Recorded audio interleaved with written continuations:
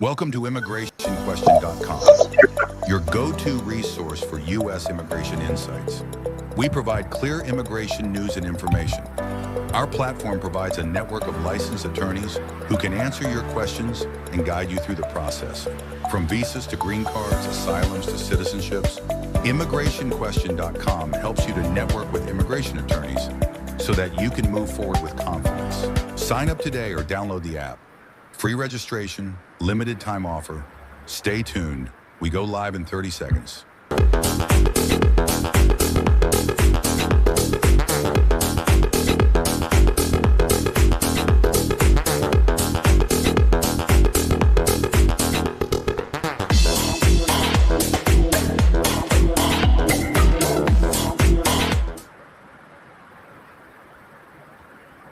Hello, everyone, and welcome to the special edition webinar hosted by immigrationquestion.com, a networking platform and meeting ground where immigrants, families, advocates, and licensed immigration attorneys come together to understand U.S. immigration policies and procedures better. I'm GB Satusa, and I'll be your host for today's important discussion. The topic is From Startup Founder to U.S. Residency, Immigration Strategies for High-Skilled Professionals. Now, for startup founders and high-skilled professionals, building a career or business in the United States involves undergoing a complex immigration process without a single direct pathway designed specifically for entrepreneurs. Now, with changing policies and increased scrutiny in employment-based categories, understanding available options and strategies is more important than ever. Now, knowing which visa pathways align with your goals, how to present your achievements effectively, and how to plan for long-term residency can make your immigration journey much easier. To help us break this down, we are honored to be joined by Yalda Hajavi Esquire, an experienced immigration attorney who advises founders, entrepreneurs, and high-skilled professionals on strategic pathways to work and live in the United States. Attorney Hajavi, thank you for joining us today. We're thrilled to have you for this important discussion. Thank you for having me, and I'm excited to get this started. Great stuff, attorney. Now, before we begin, a quick reminder to our audience. ImmigrationQuestion.com is a public educational and networking platform. The information shared today is for general informational purposes only and does not constitute individualized legal advice. If you are joining us on Facebook, YouTube, LinkedIn, or any other platform, welcome. Please subscribe and share this session with anyone who may benefit from understanding immigration strategies for founders and high-skilled professionals. Attorney Hajavi, let's dive right in. How would you describe the current U.S. immigration scene for startup founders and high-skilled professionals in 2026? Well, I think immigration 2026 has seen a decline, I would say, in acceptance rates all around categories. But if there's one type of immigration pathway that is the most successful, it would be for this group of people. So good news and bad news, I guess. So, the approval rates have decreased. So, for example, in the EB1A category, we were up in the 80 percentile for approval rates before 2026. Now it's dropped to 40 to 48%, something around that range. So what that just means is that you have to prepare your case better. Definitely, it's not a do it your own project anymore. You need to work with a seasoned immigration attorney, in my opinion, to make sure that you're getting an approval. And qualifications really, really need to be there across all categories. So it's not where we wish it was, but I'm an optimist and think that, as long as you're actually qualified for the underlying petition, it's prepared correctly and well, you still have a good chance of getting an approval. Yeah. Now, Tony, the US still does not have a dedicated startup visa. How does this limitation affect the immigration strategy for entrepreneurs today? So I actually don't see this as a limitation. I think that there are different, and I'll walk you through them momentarily, but different pathways where entrepreneurs can apply for whether it's a non-immigrant visa or an immigrant visa and still come to the U.S. either temporarily or gain permanent residency. So there's no one. So for example, there's no, the gold visa, right? The Trump gold visa. You pay a bunch of money, you get a green card, and it's a pathway to citizenship. Like, I get it. Like, there's no one specific pathway just for startup founders, but the E2 visa, for example, if you're from a qualified country, so if you're from a treaty country, to name a few, France, Japan, Italy, these countries are treaty countries to the US, Canada, UK, you can invest in a business, start a business in the US or invest in a business in the US and be able to come here for 6-year increments. And that can actually be a pathway to getting permanent residency later on as well, because if you gain the qualifications through this business, if you start publishing, if you get published, if you earn a lot of money, you can either do an NIW, National Interest Waiver, or an Extraordinary Ability Visa. And the same thing goes for the NIW or the EB1A. I actually don't like framing the field for these professionals as entrepreneurs, but we focus on what the business is in, right? So let's say you're an entrepreneur or a startup founder and the focus of your business is AI advancement or is developing a particular software. We tailor the entire case to your field of endeavor, but you're still going to do the same thing that you were going to do through a direct pathway for a startup visa. Like, we create a business plan for you. You can still start a business in the US and gain the benefits of either a green card or a non-immigrant visa before you get to the green card, if that's the goal. All right. Now, we are seeing higher denial rates and increased scrutiny across high-skilled visa categories. How is this affecting founders and professionals trying to build in the US? You just have to be better prepared, right? So I think something that the system has always done well, to defend the system in some way, is that they do vet out what is a real business, who is actually qualified, who actually gained the high skills, and grant these benefits to those individuals. That all said, I am seeing denials where it is quote unquote unfair. This person was definitely qualified. But I think what you need to start doing now is, if you feel like you don't have the perfect case yet, right, to file, you should work on building your profile. Seek assistance from an immigration attorney that does this regularly. They'll be able to tell you what you need to do to build your case to get an approval, even in this climate where fewer cases are getting approved. I will say cases are still getting approved. I do want to emphasize that. It just, you have to put more work in it. All right, fair. Now, attorney, you've already touched on these, but what are the most viable visa options for founders today? And how do they differ in structure and requirements? Okay. Yeah. So let's split the two worlds up. There's a non-immigrant world and then there's the immigrant world. Non-immigrant visas are visas where you obtain in order to come to the US temporarily with the intent of returning. Now your intent can change down the line. And immigrant visas are visas that you gain, or it's a green card to migrate to the US permanently, or if you're already here, to adjust your status to legal permanent residence in the US. So in the non-immigrant world, for startup founders and people that are high skilled in their industry, the E2 treaty visa is an option. I've seen O1s as an option. The difference between those two is that an O1 visa is based on your extraordinary ability and achievements in your field. So whether you've earned a lot of money, you've been published, you've presented, you're part of groups and have memberships, part of professional groups, and so forth. The E2 visa is more based on the investment that you're making. So they say you need to make an investment with substantial funds.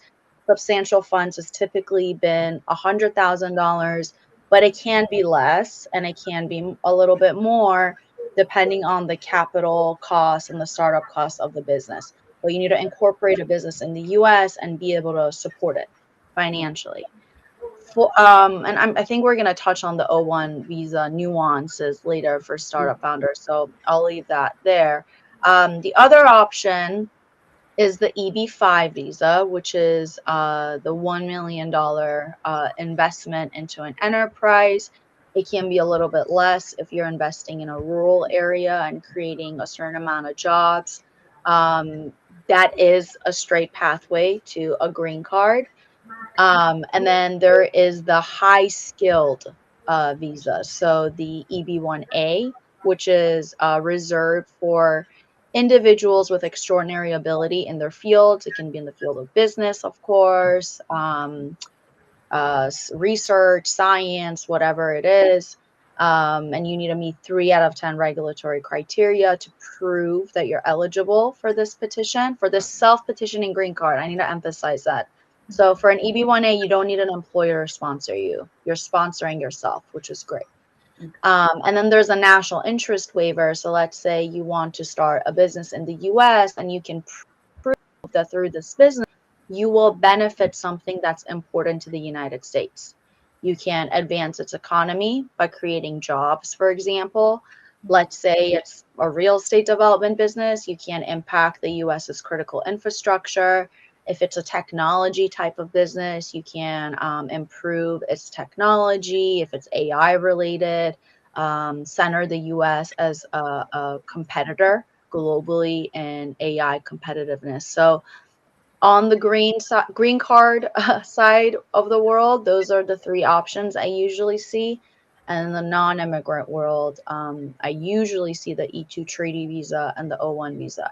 H1Bs can also, they're non-immigrant visas, they can also self-sponsor themselves through their business in the US. It's less common and there are risks associated with it. You essentially need to create a board of directors that can hire and fire you. And with all the H1B regulations, I see this less than I would in the O1 space, for example. All right. Now you spoke about the O1. Now, it is increasingly popular among founders. What makes it attractive compared to the other options? Yeah. So because it's a non-immigrant visa, so unlike the EB1A or the NIW that are green cards, this is a non-immigrant visa. So it's going to get a little less scrutinized because a green card is permanent, right? It's for a longer duration. It's takes a little bit more to get it. Even though the O1 criteria are pretty similar to the EB1A, it's a little bit less scrutinized. So that is why it's a good option. In terms of timing, it can be quicker. You can file the O1 visa, get it adjudicated by premium processing, paying an additional fee to the government within 15 days. And if you're outside of the US, consular interviews, depending on where you are, of course, but in most countries they're quicker to get the O1 interview. And if you're in the US and you're changing status, as soon as you have the approval notice, you can start working. So the timing is a bit quicker. So, within weeks and months, you can start working your job. I will say that for a O1 investor visa, so if you want to sponsor your own visa, O1 visa, there are things you need to take into consideration. First and foremost, you need to hire a board of directors or establish a board of directors that gives them hiring and firing power over you. Because unlike the EB1A and NIW, where it's a self-petitioning application, the O1 requires an establishment of employer-employee relationship. Okay. So you can't be the sole employee, essentially, right? Cases where I've seen succeed in this area is if you have a co-founder, for example. Most people end up incorporating in Delaware for obvious reasons, have a co-founder, and you create that board of directors of different individuals that gives them in the bylaws of the company hiring and firing power over you. All right. Now, attorney, for founders that are planning long term, what are the most realistic pathways to permanent residency? Yeah. So if they want to invest, I would go and, they have the means and the funds. And one tricky thing about the EB5 is that the funds have to be quote unquote at risk. So it's money you can lose. So it's $1 million that you're able to lose. Mm. Um, if they have the funds and means to go that pathway, of course, the EB5 is available. That's through investment. If you're skilled in your industry and have gained recognition in your industry, like I said, whether through getting media coverage about your work, if you've made a lot of money compared to other people in your field, if you're part of professional organizations that you were chosen to be a part of, and so forth, if you created something new to the in the field and it got patented, for example, the EB1A is a great avenue. It similar to the O1, similar criteria. You can get a premium processed within 15 days in the US. So you get an answer back within 50 days. And the green card process is a two-step process. So once the eligibility is met, we move to step 2. And in step 2, if you're in the US and want to adjust your status in the US, you can file for permanent residency right away. Things have slowed down a little bit with USCIS, there's a huge backlog, but prior to this year, I was seeing, the green cards come back within like 6 months. Now it's closer to a year, but you can file for a work permit with that. So you get that a little bit quicker. And if you're outside the US, each consulate is different, but anywhere between 2 months to 8 months to get the consular interview. So compared to traditional routes of getting legal permanent residency through an employer, which can take 3 to 5 years, if not a little bit longer, this is a great pathway for individuals that are qualified. And the national interest waiver, different criteria. It's a lower standard than the EB1A. So it's, I would say, a little easier to get. But the key there is that it's not just about you, the founder, it's also about your field and your work and how your work is going to benefit the US in some way. So how is this business that you're setting up going to serve the US's national interest? And for an NIW, it takes 45 days if you premium process it to get it reviewed by USCIS, the Immigration Service. And once that's approved, if you're in the US, you file for your green card. If you're outside of the US, you request a consular interview. And the timelines typically are the same for the green card process for the NIW and the EB1A at the consulate and in the US, unless you're from India or China, because there's a big backlog in the visa bulletin for those countries. And the EB2 NIW was actually pretty backlogged until 2 months, a month and a half, 2 months ago. Now it's current for most countries, which is great, but we'll see how long that'll last. Yeah, yeah. Now, Tony, what would you say are common mistakes founders make when presenting their business or achievements to immigration authorities? They don't tie the work to the criteria, right? So, for example, filing an EB1A application is like filling different buckets with your documents, right? So this is your publication document. This is your original contributions document. This is your critical role bucket and your documents. And you need to tie the evidence that you're submitting specifically to that criterion. If you just submit everything in one big exhibit, USCIS isn't going to figure it out. I have heard that on average, officers spend less than 2 hours reviewing these cases. I just filed one last week. It was over 1,000 pages. So imagine spending less than 2 hours or about 2 hours on 1,000-page file. So you want to be very organized and upfront and be tying the evidence together well. Same thing for the NIW, of course, tying the work to the national interest, connecting the dots, not relying on AI to do the job for you because it won't get it. And getting really good letters, I think, is helpful from your supporters. At my firm, like we write the letters ourselves, and then we send it to the supporter. So getting really good recommendation letters from other experts in your field that really speak to your expertise in your industry. I said this earlier. I think I had seen people prevail a couple years ago filing these cases on their own. I just think you have to work with an attorney now because the laws are changing, the policies are changing. It's good to have someone that really understands the nuances behind these petitions. Yeah, yeah. Now, what practical advice can you give high skilled practitioners or professionals and founders about submitting evidence that are most persuasive when proving their startup's viability, innovation, and economic impact?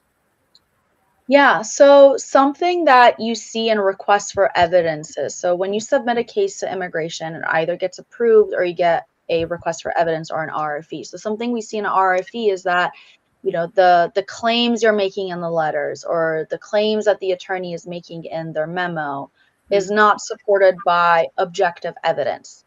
yeah. So you want to submit evidence that proves the arguments that you're making. So let's say in your statement of intent, you talk about this business that you want to build and you talk about your past achievements and operating a similar business in your home country. We want to see the stats, whether it's internal company documents or let's say a news outlet wrote about the business. It's a restaurant, they're all talking about it. Um, we want to see objective evidence to ensure that the what you're claiming is real, essentially, Mhm. because credibility is huge when it comes to immigration cases. So that's one thing. And I don't know if this necessarily answers your question, but I do want to point this out that where you are now in your career in your field, if you haven't reached a pinnacle, that's okay, right? Like I have clients that start building their EB1A or NIW cases or O1 cases, whatever it is, if they're not relying on investment, of course, right? If Mm, they're relying on talent and mm, skills for like a year and then they file the case after 1 year. You can, of course, retain an attorney to help you do that, or if you do a consult and do it on your own, come back. So don't be discouraged if you don't feel like you're not at the pinnacle of your career to submit the evidence now. You can work on it and build your profile, build your case, and the evidence that you eventually want to submit. Thank you so much for those insights, Ateni. No worries. For everyone watching, this conversation about immigration strategies for founders and high skilled professionals is not meant to create uncertainty, but rather to provide clarity about the available options and evolving expectations. Now, careful planning, extensive documentation, and strategic positioning can play a vital role in achieving that long term immigration goal. All right, if this is your first time joining us, welcome. ImmigrationQuestion.com is a networking platform where users can ask immigration related questions at no cost and engage with participating attorneys. If this is your first time, again, welcome. Now, we're also proud to share that ImmigrationQuestion.com is triple B accredited and ISO certified. This reflects our commitment to transparency, accountability, community education, and security. Now, Attorney Hajavi, based on your experience, how does ImmigrationQuestion.com help immigrants and immigration attorneys like yourself? It definitely gives us a platform that's bigger than our own space to reach more people. And I think something that, I'm an immigrant myself and I had valued, growing up and going through the system and frankly wish I had seen more of, because this was decades ago, but is having this information sharing, um, being able to hear from different perspectives, getting expert knowledge at my disposal. So you guys are doing a really great job on that. And I know, I'm honored to be a speaker today and have seen, judges and other fantastic immigration practitioners serve on your previous panels. So thank you. It's an honor for us to have you. Thank you for those thoughts. Now, before we move into our live Q&A, let's tackle this important question. What is a common misconception that startup founders or high-skilled professionals have about immigration or immigrating to the United States that you believe should be clarified before embarking on this process? Um, I think people might think it depends actually. Sometimes people think it takes less time than it actually does, and then others think it takes forever. Yeah. So it really depends on your qualifications. On the employment side, which is relevant to our conversation today, it can be a lot quicker. If you're relying on family-based immigration, unless it's, a spouse or a parent or a child, those can take a very long time to get through. So, um, and then I talk to people and they're surprised when I tell them, yeah, you can probably have your green card in a year and a half, if you go the NIW or the EB1A route. So that's timing is something that I usually see people misunderstanding, and preparation of these cases. So it is a team effort to do these. I personally handle everything in-house, but I do need the client, for example, to send me their documents, right? And or help me understand them. Mhm. Or the letters of recommendation, right? Like I give a lot of feedback and try to perfect it before it gets finalized. So no one understands your business or your job or your expertise like you do as the foreign national high skill talent. So we do rely on you to tell us about you and tell us about the amazing things that you're doing. Yeah, yeah. If you've just joined us, we've been speaking with attorney Yalda Hajavi on the topic From Startup Founder to US Residency, Immigration Strategies for High-Skilled Professionals. We're now moving into our live Q&A session. This is your opportunity to ask immigration questions and hear educational insight from a licensed immigration attorney. Drop those questions in the chat or call us live at 516-703-3483, and we'll take as many questions as time permits.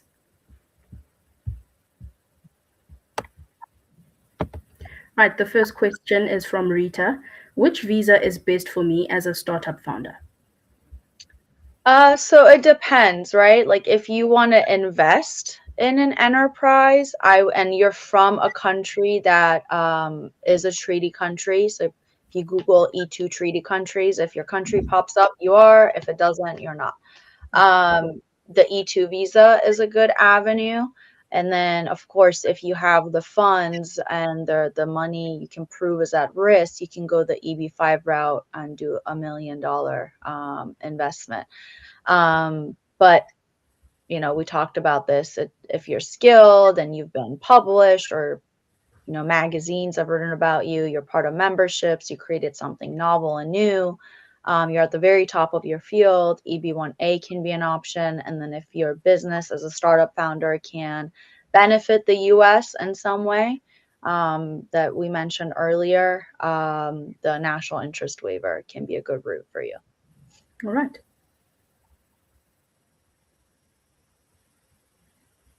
Ilana is asking, can I use my own company to sponsor me for an H-1B visa?